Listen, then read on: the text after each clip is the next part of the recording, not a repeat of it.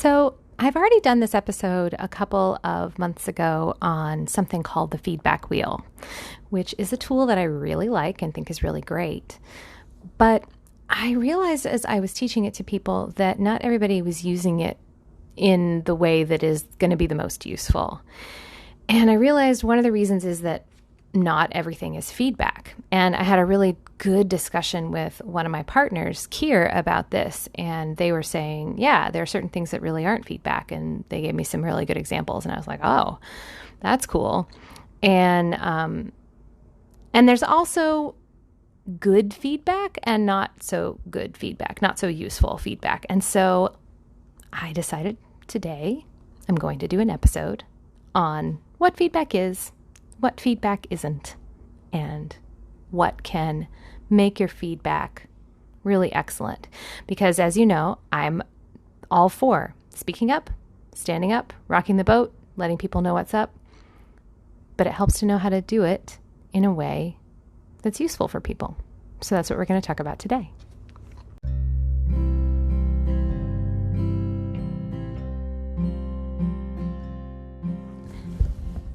Welcome to Making Polyamory Work. Hi, I'm Libby Sinback, and I really want to thank you for being with me today. I'm a queer polyamorous mom and a relationship transformation coach. I'm here to help you if you're feeling stuck, if you're struggling, if you want your relationships to be more nourishing, more functional, more authentic, and full of love. On my show, I go deep into what actually makes polyamorous relationships work. Because relationships are at the core of our well-being as humans. I think love is why we're here and how we heal. Listeners, I am so glad you're here with me today. And I just want to thank you in general for listening to my show, for supporting me, for all the emails and messages of appreciation, your reviews on iTunes. I read every single one of your messages and reviews, and they mean so much to me. I am so happy to know that this podcast is valuable to you, and it's honestly inspired me to keep pushing and keep it going, even amidst radical changes to my life due to COVID-19 and just everything in the world. I know that it's been a month since my last episode, and honestly, there's no one more surprised than me that it's been that long. What has happened is that I've actually been facing a bit of a block, and I've had a tough time figuring out what to say when the world has really just been turned upside down in so many ways. But I have been listening to my clients, to polyamorous folks who are posting in online communities, and to you, my listeners. And I know that even as there are so many big questions about our future together as a society, as a global family, we still have a lot of personal questions too about how we want to live our lives, how we want to heal ourselves, and how we want to love each other. And I believe also that those two things, how we structure our society and how we love each other and heal ourselves, that those things are linked. That our most intimate relationships, the way we structure our families, friendships, and love relationships are also the building blocks and the training ground and the model for how we build our society. So I'm going to keep this going. It may be a little haphazard. And I'm trying to stick to a schedule, and I'm working on that. I've had people reach out and be like, are you okay? Are you going to keep putting out episodes? And yes, I am committed to that. I have hundreds and hundreds of ideas of things to talk about. And I also welcome hearing from you, my beautiful listeners. If there is something you really need me to talk about, or if there's a question that you would love me to answer on the show, I'm so here for that. So please definitely keep your messages coming to me, keep emailing me, keep Facebook messaging me. I welcome the communication. And definitely, of course, if you want to set up a call, we can do that too. So anyway, without further ado, we're going to move into today's episode. But I just want to thank you again for being here with me. And I look forward to seeing you on the other side. So I was inspired to create this episode. Actually, it was after reading an article from the March-April 2019 issue of the Harvard Business Review. And the article was called The Feedback Fallacy. And it was actually aimed at how to give better employee performance reviews. But after reading it, light bulbs were just going off in my head about how this applies to relationships. Now, again, if you've been listening to this podcast for more than a minute, you know that I am a huge advocate for speaking up in your relationship when things aren't working. And I believe that relationships and the people in them can change. That, sticking up for what you want, pushing for something to be better, that's worth it.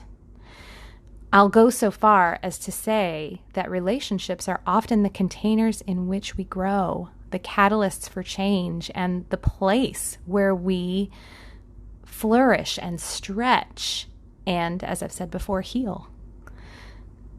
And I do think an essential part of growth and learning is getting feedback from the people that are close to you who can see things that maybe you can't see. Now, several episodes ago, I did an episode called 8 Sentences to Better Understanding. And I offered a tool in that episode called the Feedback Wheel, which was created by Pia Melody.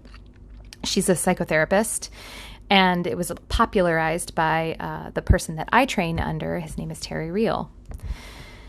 So the feedback wheel is really great. I love the feedback wheel, and I really recommend actually using it rather than learning how it works and then not using it and just doing feedback the way you've always been doing it. But I also just want to do a little bit more of a deep dive into feedback, because a tool is a tool, and you can use a tool well or you can use a tool not well.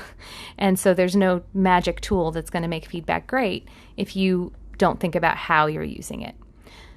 So first, though, before we go there, let's talk about what feedback actually is. So feedback is, and this is the definition I'm working off of, feedback is information that is intended to help someone achieve goals that they have expressed that they want to achieve, and or goals that you have agreed with them that, you both want to achieve. So, if I'm a basketball player, I want to be a good basketball player. I want to score points. I want to do good defense. And so my coach, if they're going to give me feedback, they might give me feedback on my free throw technique so I can get better at free throwing. If I'm a public speaker, my goal is to wow my audience. And so if I'm in a public speaking class, my classmates might give me feedback on how I'm coming across at the podium, how they're receiving what I'm saying, whether I've said too many ums or uhs or whatever. And the feedback in both of those situations is to support me in my goal. In a relationship, feedback would be aimed at how your partner is doing in their relationship with you, and honoring that you have a shared goal of remaining in the relationship and that being a positive experience for both of you. However, some people confuse feedback with other things. And again, I need to credit my partner, Kier, for these distinctions, because they were the one to point these out a few months ago to me. So the first thing that some people confuse with a need for feedback is actually just disagreement. Now, so disagreement happens all the time in relationships. Sometimes you don't agree on goals or the best way to do something. Sometimes you have differences in how you think a dishwasher should be loaded or how to discipline your child after they've broken a family rule.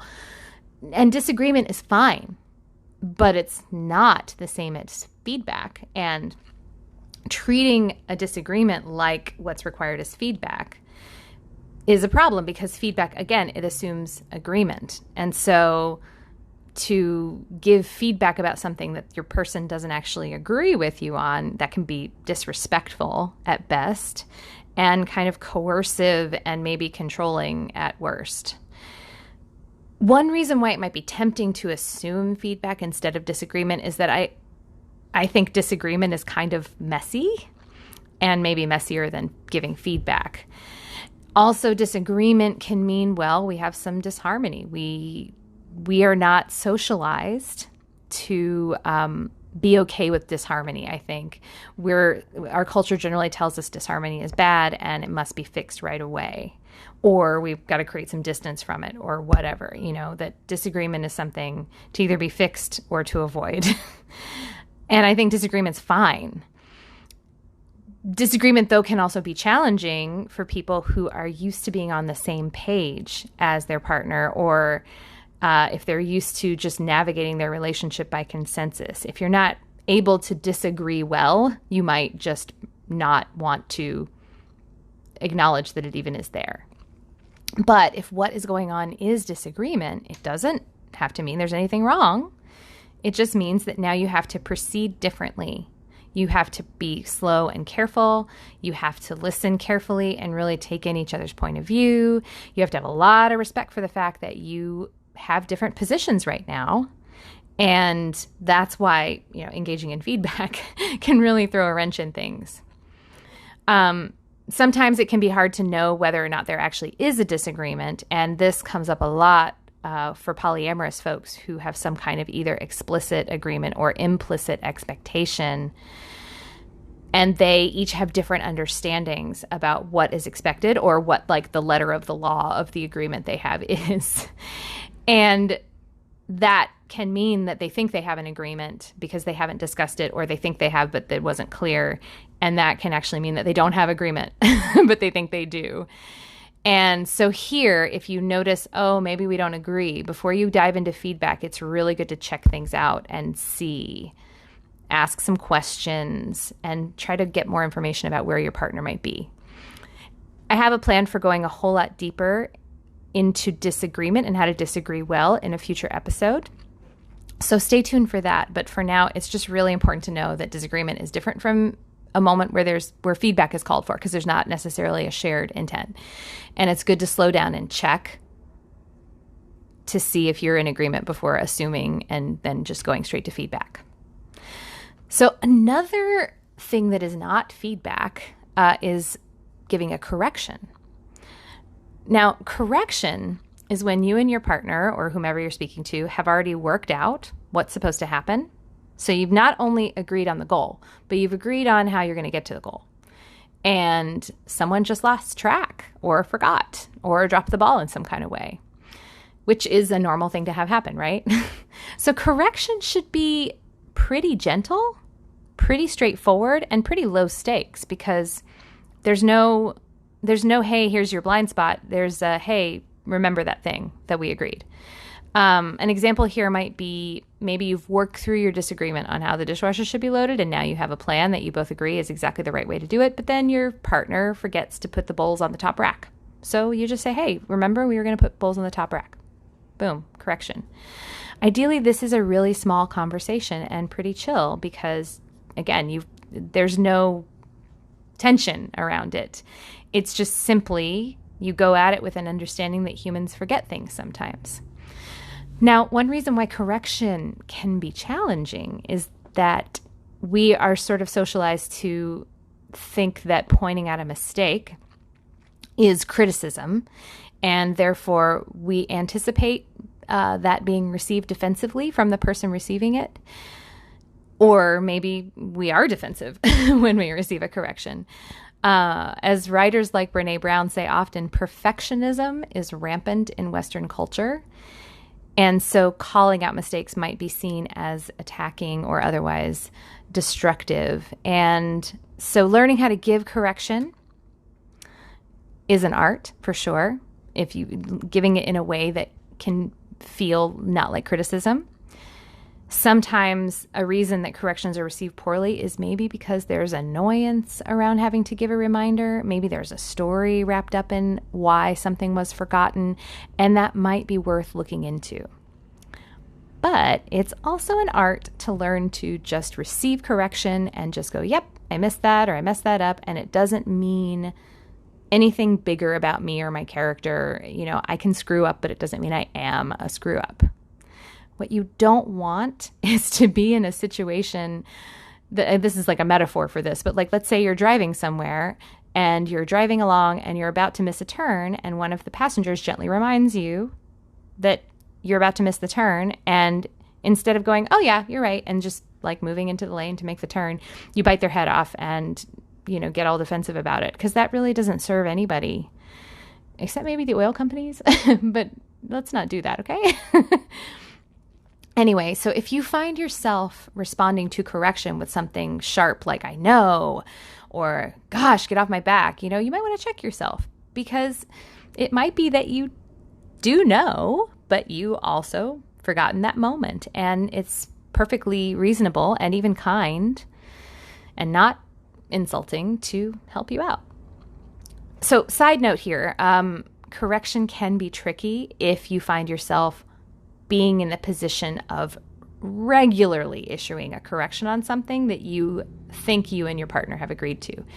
That might be a signal that either maybe you're not in agreement and you thought you were, which in that case, you might need to have a bigger discussion about whether you're in agreement, or, you might need to give some feedback about that. So now we'll go to feedback. One thing to consider before giving feedback is whether you've thought about what you want to say and how you want to say it. It's not unusual that some people think giving good feedback is just to share what you think and what you feel, whatever feelings and thoughts are coming up for you in the moment. So Terry Real has a term for this. It's called unbridled self-expression. And this is definitely a thing I used to do. I am an external processor, so it's really good for me to just get whatever is going on with me out of me, get it off my chest, get my feelings out. The problem with this kind of thing, though, is that what you're really kind of doing there is you're just kind of vomiting out whatever's going on inside you. And you're just going, bleh, and now, oh wow, I've gotten that out of me, and whew, I feel better.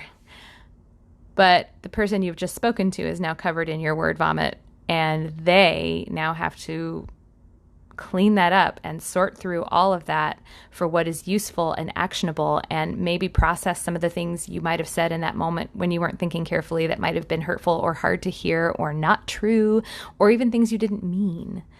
And so that's not cool. So one reason why I really like the feedback wheel is because it creates a structure for you giving feedback, which requires you to first pause and reflect.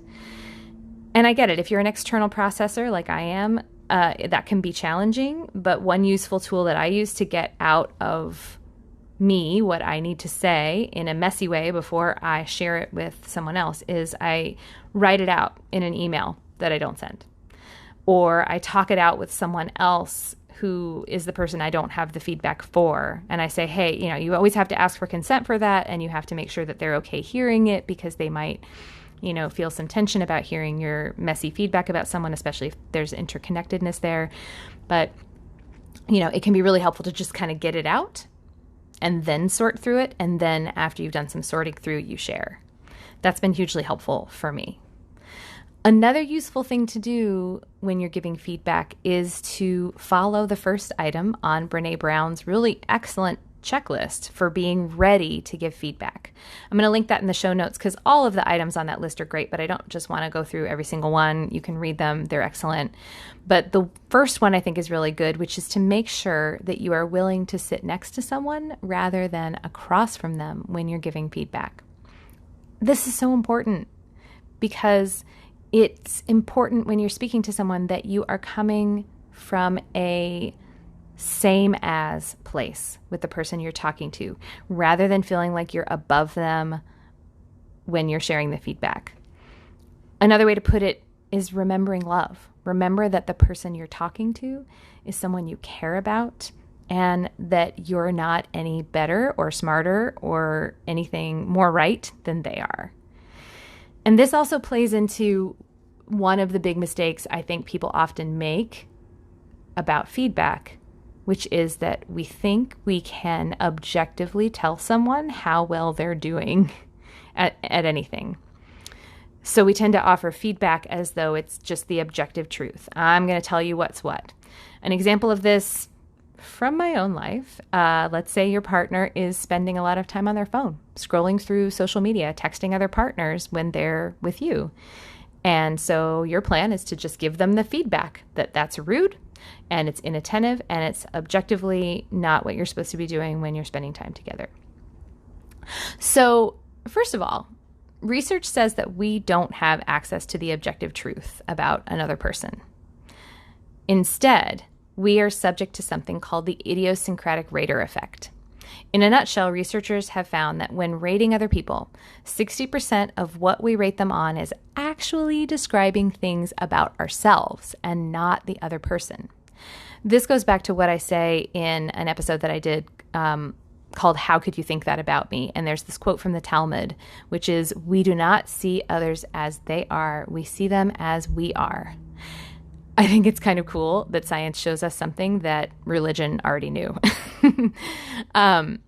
So anything you think you can tell someone about themselves, you might want to consider first spending a minute asking yourself whether this feedback you have for your partner is really feedback you have for yourself. It's uncomfortable when you might have to sit with that, isn't it? For me, I know that when I've had anxieties about one of my partners being on their phone a lot, it's in part because of them, yes, but also it's because I am worried about me being on my phone too much.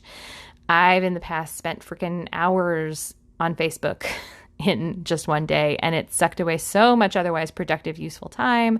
I found myself easily distracted, maybe not paying attention to the people in my life the way that I'd like to. And I've done a lot of work to try to contain that and, reclaim my focus. But it's also way easier to complain about someone else doing that than dealing with my own behavior. Though I'll also say sometimes I can also get especially bothered by behavior that someone else does that I have worked so hard to stop doing. Again, another example for me is that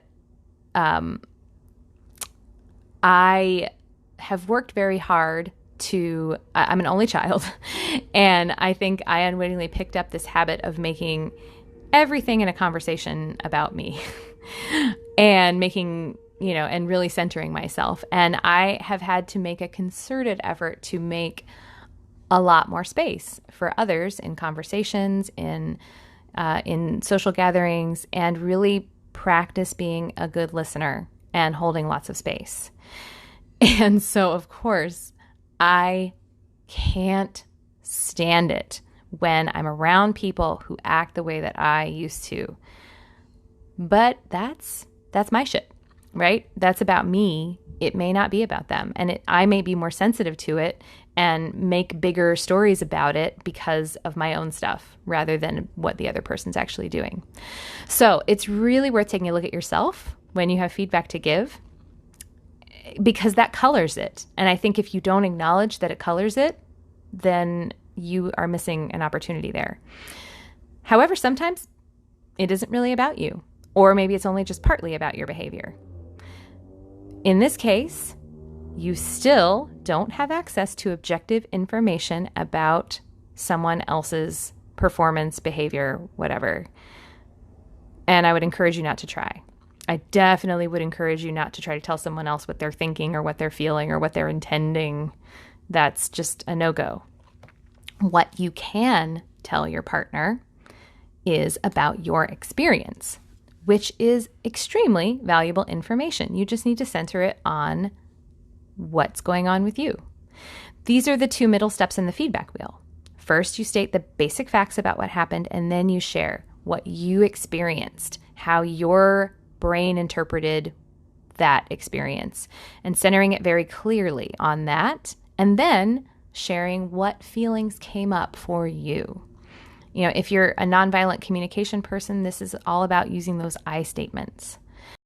So if I am feeling like one of my partners is paying a lot of attention to their phone during quality time with me, instead of saying, that's rude, you shouldn't do that, you're addicted to your phone, you don't love me, whatever you might say, instead you might say something like, hey, I'm noticing that when you look at your phone, when we're hanging out, I experience it as you ignoring me.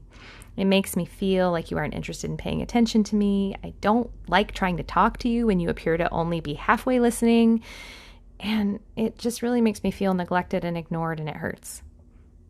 And then, of course, it helps to say what you'd like here, which might be that you'd like phones to go away during quality time or something like that. So another thing we get wrong about feedback is that we think people will learn to do better if we point out what they're doing wrong or highlight their weaknesses. Now, I'm not going to say this never works, but generally, when you're telling someone where they're screwing up, you can end up devolving into criticism. And criticism can really send people diving into shame, or, sometimes even the opposite, flying up into grandiosity. Like, who are you to tell me who I am or what I'm doing or blah, blah, blah. And this is especially true when criticism is us making statements about patterns we're seeing or the way a person is, like a statement about their character, or again, statements about their feelings, their intentions, etc. Like if you're saying you always do this and you never do that, or you are this, that's going to often feel like an attack. And that's generally going to bring out people's stress response. Even if you're not doing it in a mean way, like even if you think you're very gently pointing out a pattern, the person might feel attacked. And this isn't great because, attacking someone you love isn't great, but also the research has shown that when someone is in that kind of state where they're feeling defensive, when they feel attacked, our survival instincts come online. We want to protect ourselves. And in that kind of state, our brains aren't really open to learning and growing. Furthermore, calling lots of attention to what someone is doing wrong all the time can just make them feel overly focused on problems and weaknesses. And that can lead them to feeling despondent, helpless, like they can never be good enough. Or they might feel like angry and resentful for feeling characterized in a way that doesn't feel true to them. Now, I want to say it can be hard to stop criticizing, especially if that's something you grew up with. And gosh, our culture is very good at it too. Like we really like to criticize. And our brains really like it because of that negativity bias. And also we have this desire to solve puzzles, figure out patterns, identify problems. And again, there are times when it is good and necessary to talk about problems and patterns of behavior. But there are times and places for that. And generally, focusing on the negative just doesn't really work very well for helping our partners or ourselves when we self-criticize as well. It's just not very empowering. So instead, what I would encourage you to do is stay in the particular, first of all. This thing happened. This is how that was hard for me. This is how that particular experience made me feel. So don't use the feedback wheel for like something that's broad and general or a pattern. You want to really stick to an individual specific experience because it's really way easier for our brains to latch onto something specific that happened than to general patterns or characterizations that are coming from someone else, even if those things are true. So again, to go back to my partner who is distracted by their phone, my best tactic would be to not generalize, oh, you're always on your phone, you're addicted to your phone, but rather to say, hey, at dinner when you were looking on your phone, that didn't feel great, Another thing science has shown is that instead of focusing on shortcomings and weaknesses, learning happens from a place, generally in our brains, where we're already doing well. Neurobiologists have shown that people grow more neurons and synaptic connections where they already have them, very densely packed together. So we're more likely to grow and expand from where we are already strong. Part of that is because when we're working from where things are going well, instead of from our stress response, instead of from our way outside our comfort zone, if we're in the place where we feel strong, our bodies go into rest and digest mode. That's the opposite of fight or flight, right? And rest and digest mode actually stimulates brain cell growth. So If you want your partner to hear your feedback and be able to turn it into action or behavior change, it can really help to acknowledge the things that are already going well that they could do more of or do better at.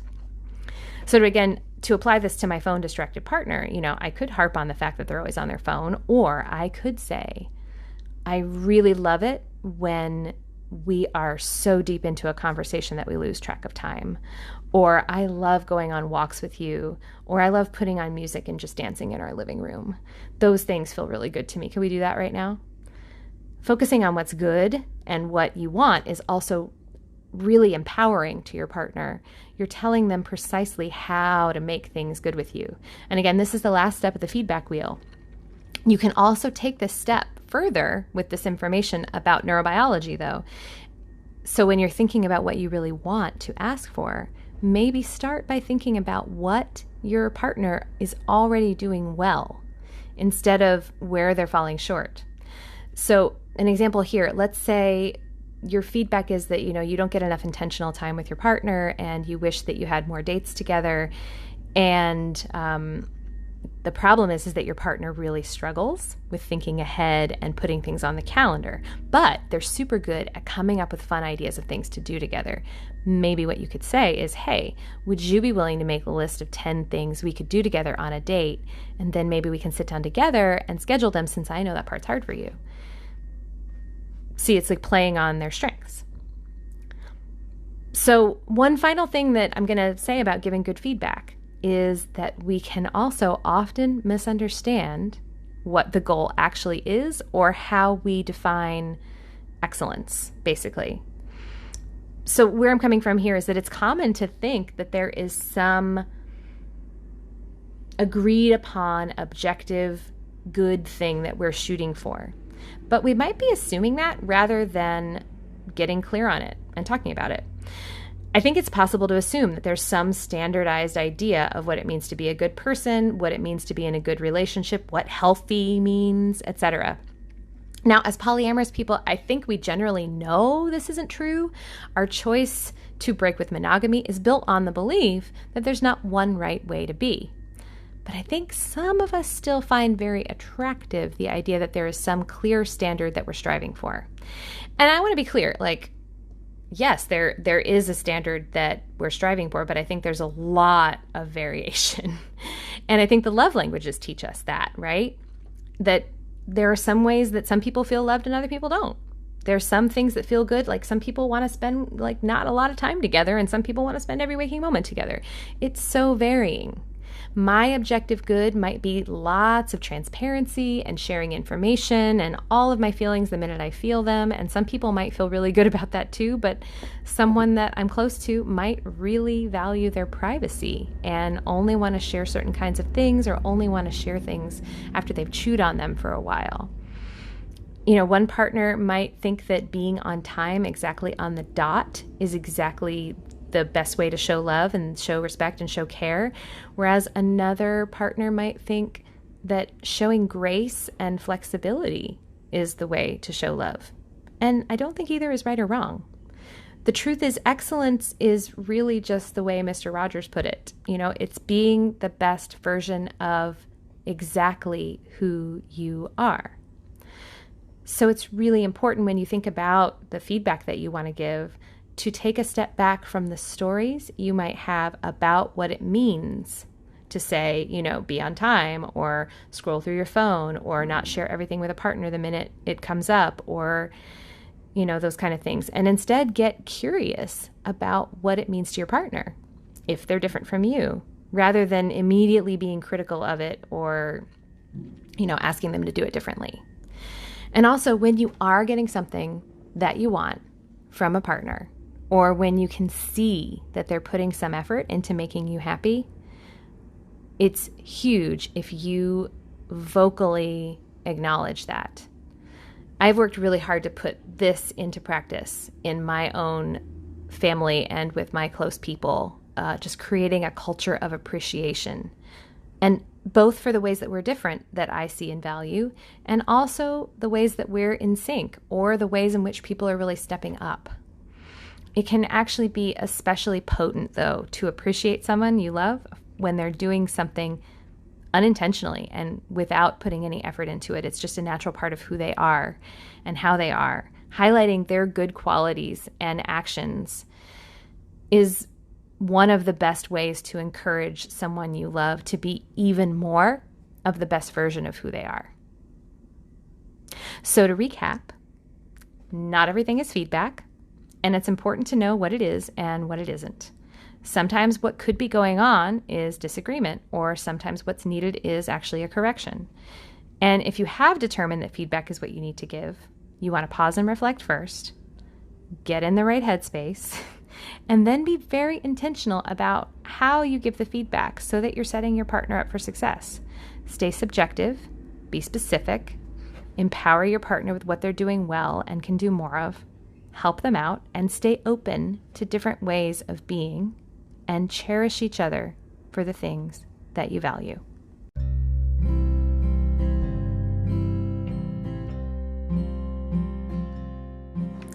Thank you so much for joining me today. If you have any thoughts about what I've said or a question for the show, you know I'd love to hear from you. You can reach me on my website, libbysinback.com. You can find me on email at libby@libbysinback.com, or you can find me on social media. Just search for my name and you will find me there. Also, if you're loving my podcasts, but maybe feeling like your relationship could use more help, this is the work I do with my coaching clients every day. If you're interested, you can set up an introductory session with me for free to see if coaching might be a good fit for you or for you and a partner. There's a link in the podcast description for you to sign up. Slots are limited, so I would get on that if you want to sign up. Don't delay. If you love this podcast too, please share it with your friends, your networks, your Facebook groups, etc., and make sure you subscribe so you don't miss an episode, and I promise more will be coming soon. Also, if you listen on iTunes or Stitcher, it would be a big help if you left a review or a comment, because that will help more people find the show. Thank you so much for being with me today, and I will see you soon.